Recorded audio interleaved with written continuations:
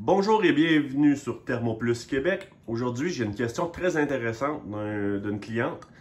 Si je mets 18 000 BTU, est-ce que ça va refroidir plus facilement ma pièce?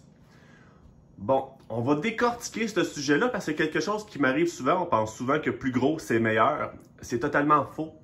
Je vous explique. En climatisation, il y a quelque chose qui est très important, c'est qu'on déshumidifie quand on climatise. Comment ça se fait, ça? Ben, en fait, votre machine, elle aspire l'air par le haut et elle recrache par le bas. Dans le milieu, vous avez un radiateur froid qui vient faire un contact avec votre air chaud. Ça a pour conséquent, chaud-froid, de créer une condensation et l'eau sort par le tuyau. Donc, ça déshumidifie. Pourquoi je vous dis ça? C'est qu'imaginez que vous avez 18 000 BTU, que vous avez créé beaucoup de froid, mais que vous n'avez pas pris le temps d'enlever l'eau dans l'air. Ça va avoir pour conséquence d'être très inconfortable. Je m'explique. On vit tous l'été avec 25 degrés, avec beaucoup d'humidité. Le 25 degrés n'est pas vraiment grave, mais le taux d'humidité, lui, nous rend vraiment inconfortable. Donc, imaginez, l'humidité est un conducteur de température. Quand l'eau est bouillante, on peut se brûler. Quand elle est gelée, on peut mourir d'hypothermie. C'est la même chose pour l'air.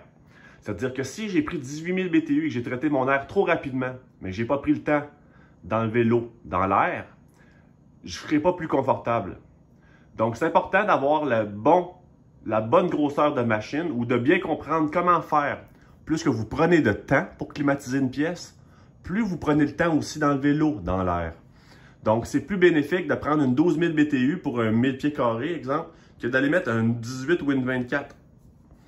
Il va arriver dans quelques cas qu'on va être obligé de mettre 24 parce qu'il va y avoir des équipements ménagers ou de cuisson, peu importe, qu'on va falloir contrebalancer la puissance en chaleur parce que les éléments dans la pièce chauffent. Outre ça, on prend toujours, exemple, 12 000 BTU pour 1000 pieds carrés.